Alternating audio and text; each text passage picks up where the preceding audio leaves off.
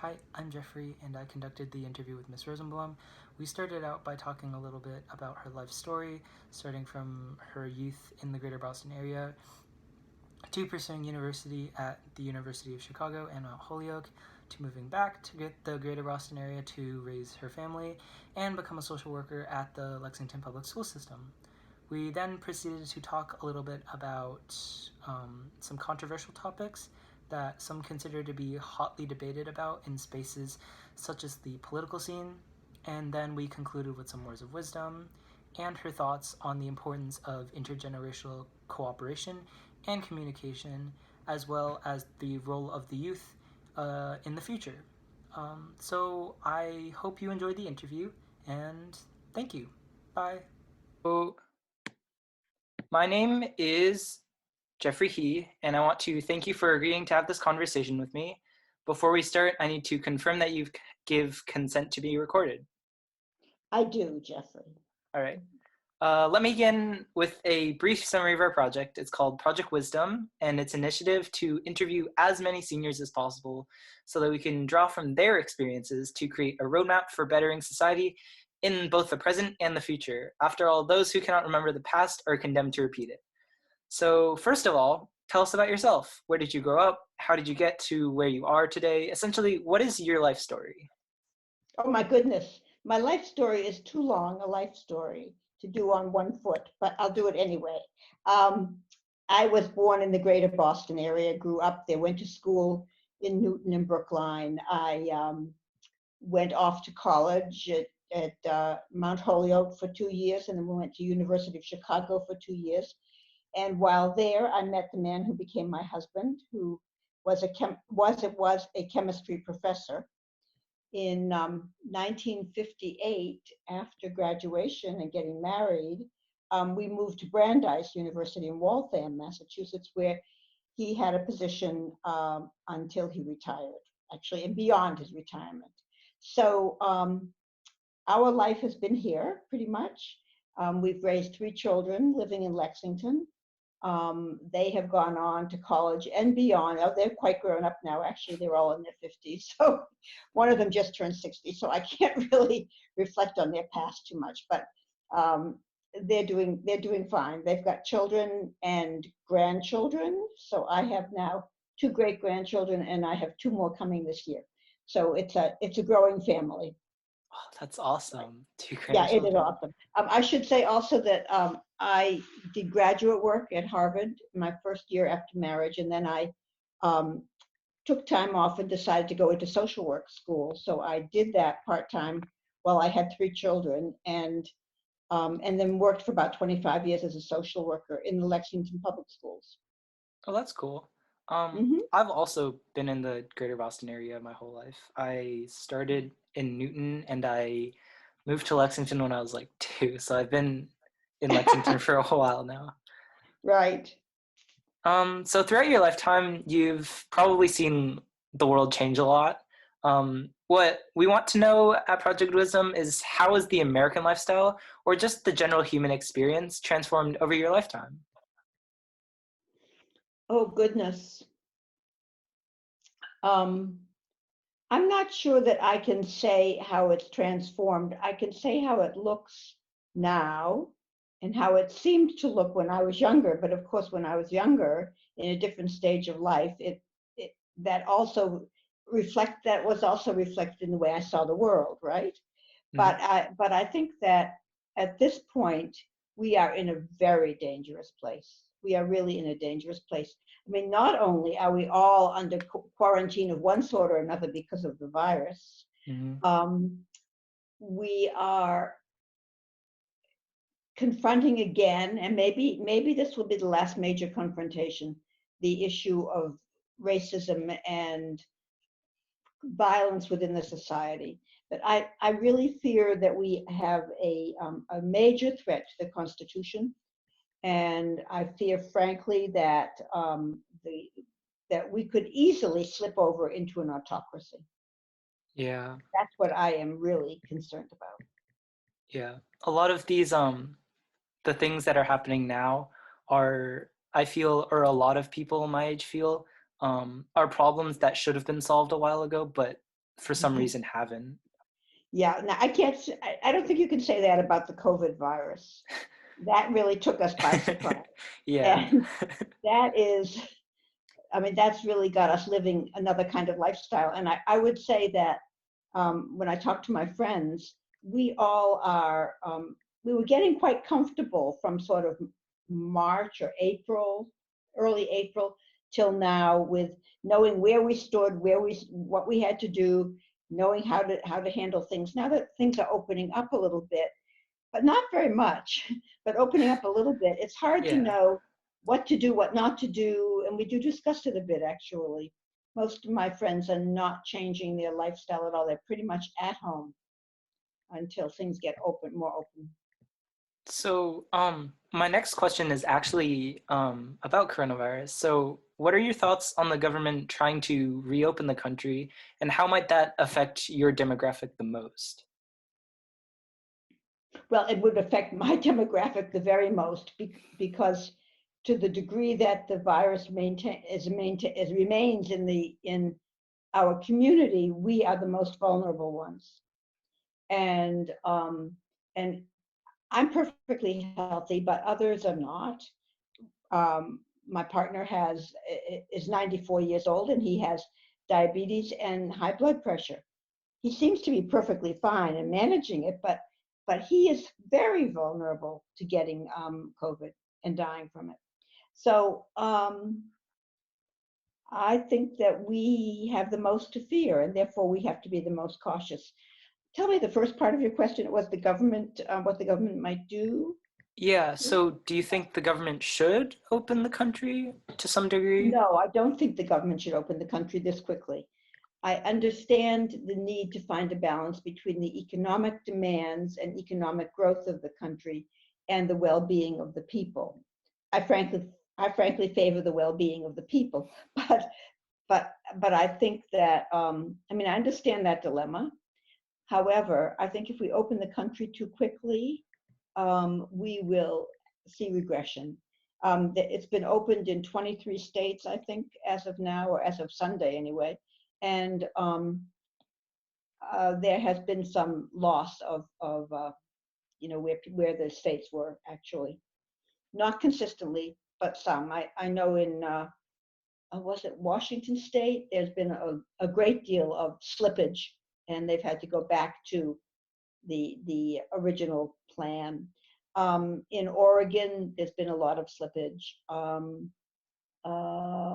I can't tell you other places, but I think frankly we are moving too quickly, and I think that we should be much more cautious than we're being encouraged to do.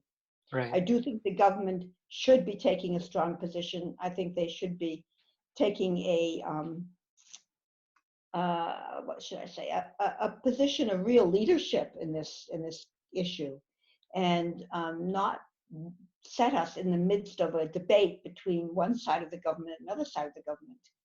At this point, the governors are the ones who are really taking leadership, and I thank goodness for that. Thank goodness.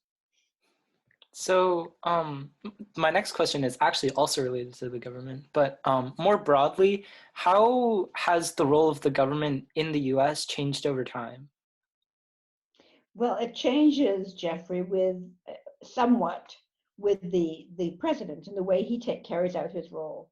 A lot of the government, you know, just continues on from administration to administration. It's a bureaucracy, and and it can function very well if it's allowed to function. Um, Most of the presidents that I've known, I think all the presidents, have accepted the bureaucracy as they inherited it, have strengthened it if possible, have passed legislation or worked on legislation that strengthens it, the government, but strengthens the bureaucratic system. But I haven't seen the undermining of the government that I've seen in this administration. For example, the undermining of the well, actually, of all the departments, when the President Trump came in to office, he did not even know how to go about filling the roles that had to be filled in the government, and we are now running a government at low capacity, and we are in many cases running it much counter to what it should be. For example, I do know something about the State Department, and I know very well that they are constantly in a conflict with what they see their mission as being. Right. So in regard to, I guess, the problems that you've identified, how would you like to see the government, I guess, the government's relationship with the people be in the future? Are you suggesting what kind of a president would I like to see in the future? I guess sort of, but like, how would you, um, I guess, describe your ideal government's relationship to, I guess, us as the people and citizens of the U.S.? Oh goodness. Okay. So so ideally, I certainly hope in the next administration, but I don't think it'll happen this quickly. I would like to see a president who really commands our respect. I'd like to see a president who um, honors the people of the country, who speaks with, um, well, no, I won't say, no, I wouldn't say that, but I would say who really does honor the people, who works to make things work well for the people, who works to make the bureaucratic structure work well for the people, and whom I feel is a leader. I really feel is a leader, and that's not always a good president, um, but it's a quality that I think we really need badly. Yeah, And it's hard to be president. It's a very hard job to be president, and I think that um, uh, I just want to see him make things work and work well for the people. right. All right. So this is the part of the interview where I guess I'll go categorically. So Hmm. the, I guess, first area of questions is climate change. Hmm. In the news, especially this year and decade, climate change reform has been a really hot topic. Scientists have given their opinions on it. Lawmakers have given their opinions on it. And a lot of scientists have said that if we don't take action now, we basically have 10 years, give or take, before Earth is inhabitable to humanity. So my question is, with the way that countries and international organizations are functioning right now, do you believe that climate change can be stopped before it's too late? I don't have enough information to believe one thing or another, but I do basically believe what I hear from the scientists. And I basically believe that there is an end point before which we can do something, after which we can't do anything. So if it's 10 years or 8 years or 15 years, I don't know, Jeffrey, but I know that we are catapulting down a road toward a significant disaster. Now, with the COVID virus, I will say, I gather there's been a bit of release of the pressure because there's less generation of CO2 and other gases, and everything is quieter, which I like. It's really very nice. Things are very much quieter in the world, and I think that's very good. But I don't know if it'll be enough to make a difference, and I don't know if it'll make a difference in the long run anyway. And I don't know whether when things really let up from the virus, whether we will just slip back into our old profligate ways of using energy. Um, So I don't okay. know. So do you think that the responsibility of protecting the environment should be in the hands of the government or the people, or I guess both? Both. I think it should be both. I think the government, you know, the people can be there working on the issues, but the government releases regulations. The president releases regulations, and those regulations very much determine what an agency can do and cannot do. And if we do not have a government which supports the movement of the people, um, we're powerless. We're really powerless. We need to have a government that is functioning with the certain assumptions that fit the issue of climate change, and we need to be able to work for that. Right. Um, my next question is also about like what you said before with the movement of the people. So you've probably heard of young activists like Greta Thunberg, along with students at LHS who have led walkouts and grassroots movements Mhm. supporting climate policy action. Do you believe that this activism can produce real policy and change, and why? Well, I like to believe it can. And I really do, Jeffrey. I went to that walkout, if you was, at 10 o'clock one morning at school, and I watched Greta Thunberg, and I really think that the kids have been very brave and very courageous and should be supported by changes in what we're doing. I mean, there's no question about that. Whether it will or not, particularly in this administration, I don't know. I think that this administration is just ignoring Greta Thunberg and the students. Yeah, And I think, especially after her presentation at the UN, and then nothing has happened in this country that is productive. I yeah. think that's really too bad. Really too bad. Um, I guess another question I have is, do you consider the importance of educating younger generations in how, I guess, climate change has been a problem or an issue and how it has affected, I guess, the world as a whole is important? Oh, sure, I think it's important. Yeah, I do. I don't have the basis on which to make that lesson plan right now. I don't know how to do it, but yes, definitely. I think our kids should know as much as we can tell them in a way in which they can absorb it and understand it. Yeah, Yeah. I very much believe that. I very just the thing is that we have to prepare our teaching materials in such a way that it's a level at which kids can understand it, Mhm. but and can appreciate it. That's important. Right.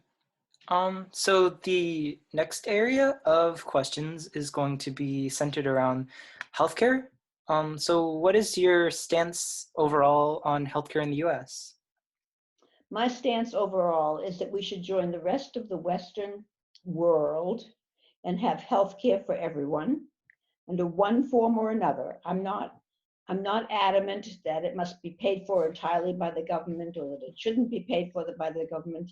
I think in many ways um, the Medicare system works exceedingly well and is an exceedingly cheap system to run. Um, and if we could expand that to include a larger part of the population and then fill in with other kinds of models of insurance, I think that that would be probably good. I would say that members of my family work for Bernie Sanders, and they believe the only solution is a Medicare program for all, for everybody, from birth to death, complete. And I take issue with it because I don't know how we're going to pay for that, frankly. And I think paying for medical care is critically important. It is so important in our lives, and we've got to have something that we can depend upon. But there's no So question that what we do is not right.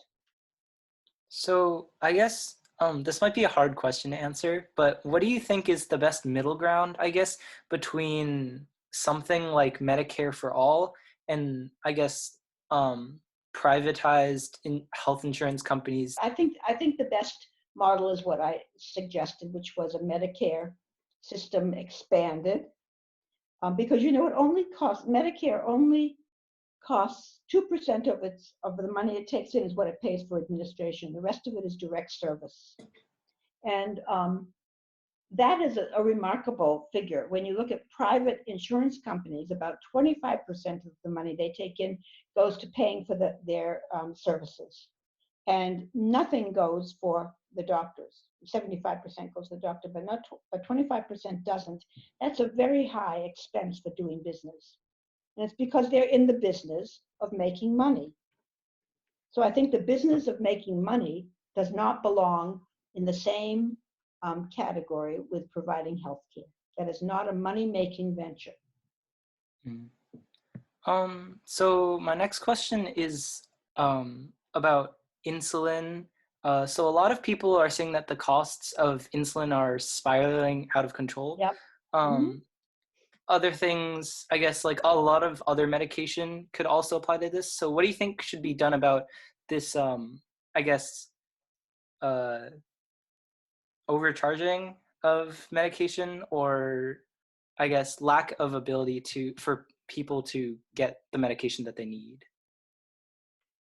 Uh, my guess is if everybody had a private health insurance along with the public health insurance, they would be able to get the medication they need because everything would be paid for privately.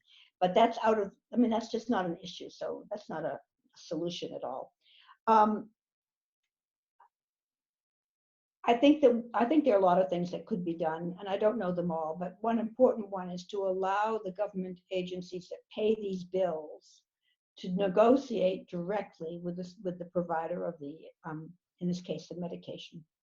Um, we cannot negotiate directly, and I think it's Medicare cannot negotiate directly. The Veterans Administration can negotiate directly, and the veterans manage to get these medications at very reasonable prices. But Medicare cannot negotiate directly with the providing agencies, and therefore we end up without a good deal. Right. Um, So I guess this last part is sort of related to what you said before about how a lot of, I guess there's this movement about Medicare for all that's, like you said, from birth to death. So a Mm-hmm. lot of politicians have been referring to these ideas as socialist or communist um, ideologies that have failed in other countries previously. Do you think that the proposal of, I guess, Medicare for all should be categorized under those terms? And what do you have to say about that No, I don't think we should identification? call Medicare for all a communist system or a socialist system because that, you know what that does when we use those terms, it casts an aspersion on the issue. Mm-hmm. And because we all have a different idea about communism and socialism, and whatever we have as an idea is going to then be cast upon Medicare. So it's not easy to think about Medicare that way. But if you look at the countries which do have publicly funded health insurance with the option of adding more privately funded private insurance, they are functioning very well from birth to death. And they're providing services for all of their clients. Now, we will say, oh, but you can't get the service when you need it. You know, you have to wait in line or whatever. I have not heard people directly say that that is a major problem. And I don't think it need be if we have enough doctors providing services within the system. So I think that, and in fact, I can tell you that our great system does not avoid delayed services either, by the way. So, so I think that that's not, I think it's specious. I think that's a specious issue. So, Um, yeah. uh, So I'm not going to say I'm communist or socialist, and I'm not going to say any of that because it it uh, it prejudices the feeling about Medicare. I think Medicare is a terrific program, by the way, since um, I'm on it. so do you think, I guess, the root issue is some sort of political, I guess, or cultural issue?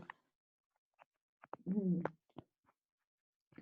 Well, some of it may be cultural. I think it's political. I think it's you know, it's an issue of we kind of invented and evolved the way we do Medicare. I think the biggest Medicare and health insurance, but we never really revised the system altogether. So we've been adding on and adding on, and I think that's the problem. It's just is not serving the needs of many people as we see in this country now. It's just tragic, really tragic. So I think it's Yeah, political primarily. yeah. So the, I guess, final overarching area is surrounding criminal justice. So have you heard of the Rodney King riots in LA? Sure, sure, Um, sure. so do you watch the news? Yes, I do. All right. I Um, watch NPR, oh, and that's cool. I listen to NPR during the day. So Yeah. So how you've heard of the riots in Minneapolis and a lot yes, of I other have. places around the Yeah. US? Um, Hmm. are those, I guess, riots similar or reminiscent of the Rodney King riots in LA? Oh gosh, I can't say, Jeffrey. I'm not sure. I don't know. I don't know. Right. I don't know. Um, I haven't heard enough discussion about that. I don't remember the details of the Rodney King riots, but I remember them, and I think what we're seeing now is somewhat different.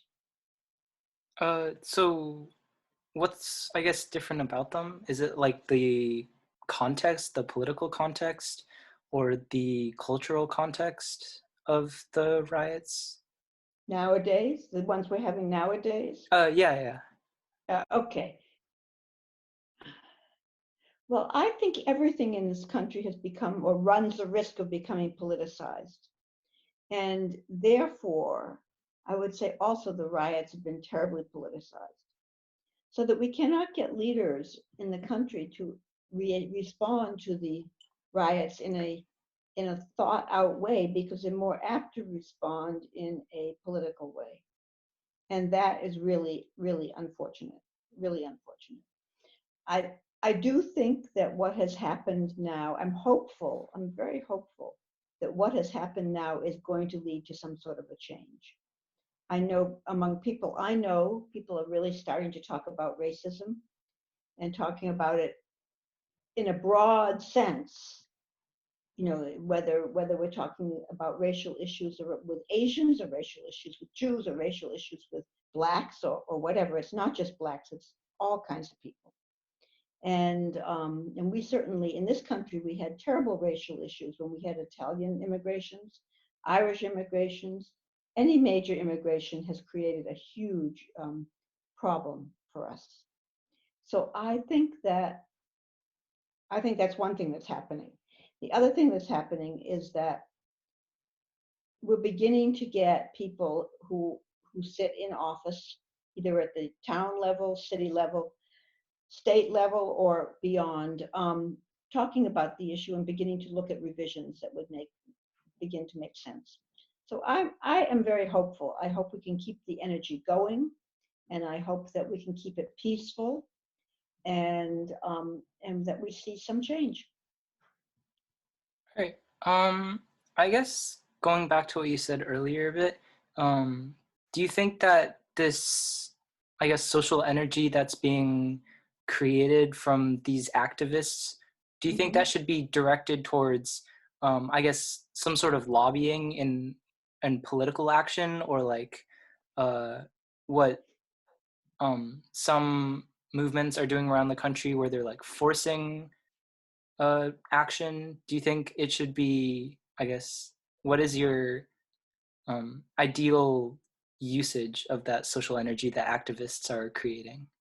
Well, I'm a strong believer in the political system, and I'm a strong believer that things will change when we have a change in our political system, and when and if it's through legislation or if it's through regulations or whatever, so be it. The point is that that's where things will change ultimately. So I mean that's part of the change. That's a major part of the change. The other major part of the change is again people's attitudes, but I think people oftentimes have attitudes that are shaped by the situation they live in. So if we lived in a situation that seemed to be more responsive to what our perceptions are, then I think that people would be responding to that in time. Does that answer your question? Yeah, yeah. Um, Does it? Okay. I guess another question I have about this is sort of your idea of like attitudes. Do you think that well, a lot of people, I guess, are spreading awareness and education about these issues through things like social media? Do you think that's a effective way of, I guess, getting this attitude change? and in general getting this activism spread? Well, I think it may be an effective way because I see how people are really engaged in the social media all over. And people seem to respond to it. And I think that's good. But I have to tell you, it's a passing thing. And I don't think that that is the way we're ultimately going to get change. We may affect the attitudes of people in a certain generation. I know that, well, I think I'm basically right when I say people in my generation don't look at social media. We don't use social media, Instagram or Facebook or whatever. And I only look at Facebook when it's something from my children and I can see that they posted a picture. That's the only reason why I look at Facebook. So I don't read it for all of the stuff that I know it puts out there. So I think that social media is part of it, and I think it will be effective with younger people, and that's the most important thing. But I think that good conversation, reasoned out positions, thoughtful conversation would be much to the point for me. All right. Now, a much broader question, but I'll see if I can give some context for you. In the war on drugs and during the 80s, there was a very hard on-crime stance from the government. However, with new legislation such as the First Step Act, which was passed, and organizations such as the Innocence Project being formed, criminal justice is taking a step to becoming more based around rehab than, I guess, mass incarceration. So what is your general view of criminal justice in America right now, especially in the context of what has recently happened in Minneapolis and other parts of America? Well, I basically would like to minimize incarceration and maximize rehabilitation. So the money that gets put toward incarceration, I'd like to see it diverted to all the other services that could be used out of the prison system. Does that answer your question? Yeah. I guess a sort of a follow-up question. Do you think we should, I guess there's been some sort of circulating ideas about taking down prisons or minimizing the amount of money we funnel into them, and like, I guess in general, stop funding prisons. Do you think that idea would work, or No, I don't think is that's some sort of... I think that's I think frankly that's a reactionary thing, and we see the prisons, we don't, we want to get rid of them, so we'll just stop funding them. That doesn't work. There are people in prison who need to be in prison. So those prisons should be maintained, and those spots should be maintained. We have people, some very bad people in this country, any country, and we have to be able to incarcerate them. However, there are a lot of people who are incarcerated who don't have to go through the same thing, who could be rehabilitated outside of that system. And I think it's a matter of rethinking our allocations so that we rethink how much we put into the incarceration system and how much we put into the non-incarceration system, and look for a balance that makes sense based on programs, not just a reaction. I'll give you a good example. The currently there's a push to defund police departments, and we've seen that also in Lexington, actually. And it's a dangerous thing. Our police departments help to keep us safe, and they can be function on a way which is helpful and not destructive and not punitive. And that's what we have to look for. Yeah. So then I guess it's sort of the balance between rehabilitation and incarceration. Mm-hmm. And Mm-hmm. do you think that should be based on like the offense or well, this is factor? not my area of expertise. I was a social worker in the high school. I don't know what he's talking about. Rehabilitation or incarceration. I think, though, that I think that rehabilitation can be based on a number of things. One is the level of the offense. Two is the nature of the so-called offender.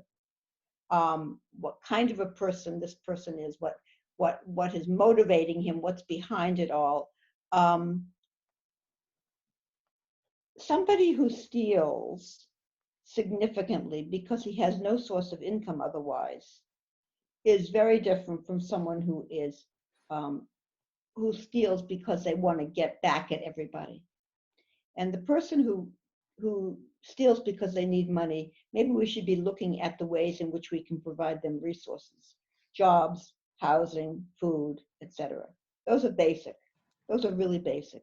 And I think that they are things that jobs, food, and money are things that everybody deserves to have. So now transitioning away from these controversial issues back into, I guess, broader questions. How do we erase the stigma around aging? Asians? Aging. Aging? Yeah, The aging. stigma around aging? Okay. Do you think there's a stigma around aging? Well, I guess some people have, I guess, constructed, I guess, a sort of, there are a lot of, I don't know, general norms around society that I guess I've observed that are like I guess an example of this is like makeup products where you have anti-aging cream and stuff. Sure. I guess another example would be, I guess, people just blatantly saying it, like, I don't want to grow up because of all these bad things that I guess I have to experience, like going to work or having to pay bills. And then I guess another example would be when younger people, my generation or a bit older, how they fear, I guess, not being able to quote unquote do as much when they're older. How do you think we can erase that detrimental image of growing up? Of growing up. Well, there's a long distance between someone your age and someone my age. So there's a lot of growing, mastering, taking charge, and then letting things go a bit and becoming older. This kind of a project that you're doing, Jeffrey, may actually be very useful because it may help people and us, older people too, see how ways of looking at problems and ways of looking at issues. I think I've reached the point where I've accepted being older and growing older, and it's all right. It's really okay. It's all right to be getting more tired. It's all right not to be as active as I was in my younger days, and I was exceedingly active. It's all right to live at a different pace of life, and that is, I think that's what we older people have to accept, and there's no getting away from it. So we have to accept it, and then other people, I think should come to respect it. You know, the Asian population is very is recognized as being very respectful of seniors, of older folks, and I think it's a lovely model to follow. In fact, I think the whole model of respecting people for one thing or another is an important one. I don't know that we have it in this country, the business of just respecting people for who they are. But at any rate, I would tell you, I find it very nice when I go in public transportation and somebody offers me a seat. It's exceedingly nice, and I take it. And you know, when somebody offers me some help in a store, or when any of those things happen, it's a nice point to have reached. I believe. Yeah, It. I think that's a great message. How do you think, I guess, we can teach this level of respect? Do you think it comes down to like a familial responsibility, or I guess responsibility of us as a society as a whole to, I Yeah, guess, introduce these norms? I think it's a cultural issue, and I think that we don't do it very well in this country. We don't teach culture we don't teach culture at all, and we don't teach norms that are culturally um, conducive to appreciating people one way or another. I mean, I like to think that I can learn to appreciate young kids who look funky and peculiar, but in fact are really quite terrific kids, you know, and then they can appreciate me as an older person. And it's some back and forth like that. Yeah. So another really broad question. Um, what dangers do you think society should be warned about in the future, based on, I guess, your previous experiences? Well, I think, first of all, we should be warned from now on that this virus is with us for a long time. And I know some of us who have been, you know, pretty much involved in social life, in life, have discovered and are discovering that we're going to be confined and constrained as we are now for another several months, maybe a year. It's going to be easily a year before we have a vaccine. And until we have a vaccine, we have no protection against this virus. So I can see, you know, being at home and Zooming for everything. And that's in fact the way organizations that I'm involved with are planning the next several months, is doing it by Zoom, not by in-person activities. So one thing to watch out for is the virus, and it's going to change our lives completely, quite completely. Let me think, what else should people watch out for? Should they be a warned? Well, of course, I mean, all the issues around climate change are also critically important. It's probably the most important issue that you've mentioned. And I think there's another issue there for cultural change. It's going to be a cultural change, I believe, to really deal with what we can do as individuals around the climate change issue. And we have to make it. We have to make it. We have to change the cars we drive in. We have to, you know, change the way in which we heat our homes. We have to change the way in which we conduct our lives. And that will make a difference. That will really help the climate change issue. Mm-hmm. And I So, think we have to believe our scientists. Frankly, I'm a strong advocate for believing in science. My husband was a scientist, chemist, and I strongly believe in the efficacy of their work. I do. so I guess based on these issues you've identified, or should there be any special emphasis on future generations into, I guess, what fields they go into, or what kind Oh of God, education we should be centering on? I'm not sure that there should be, Jeffrey, because I think people will always go into science, and people will always avoid science, right? and, and many of those people who avoid science will actually go into social sciences or humanities or something where they will make a great contribution also. We need everybody working on the climate change issue. Mm-hmm. And whether it's people in the laboratories, or it's people in public health, or it's people in education of children, or whatever it is, we need everybody working on this issue. Yeah. So, last question. As a young man, what advice do you give to me and my peers about growing up in an ever-changing world? I would say you must learn to be as flexible as you can be. You must avoid, oh my God, you must avoid becoming dogmatic. Now, this is really significant. To take a position and stick with it by gum, you know, dogmatically, is a dangerous position to get into. So you must always weigh things. You must always think about things. You must always examine them from one side and from the other side. You should come down on where you believe things are, but not from a dogmatic point of view, from a well thought out point of view. Mhm. And I think so. I think the degree to which school can help you be critical and thoughtful, and I think all of that would be very valuable. Right. So I guess that concludes our interview. Lovely. Um, so if you have, I guess, any other thoughts, just one really, really final question. Do you think that future generations Really?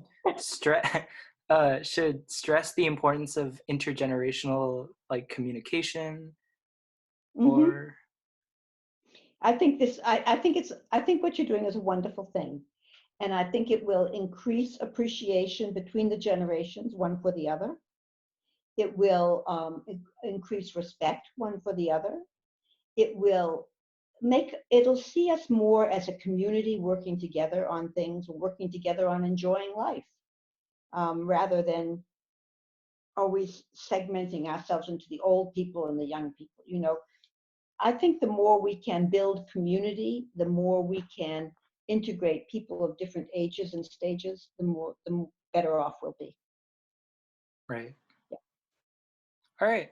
Um, Okay. well, if you have any other things, you can always email me or Right. one of the project leaders.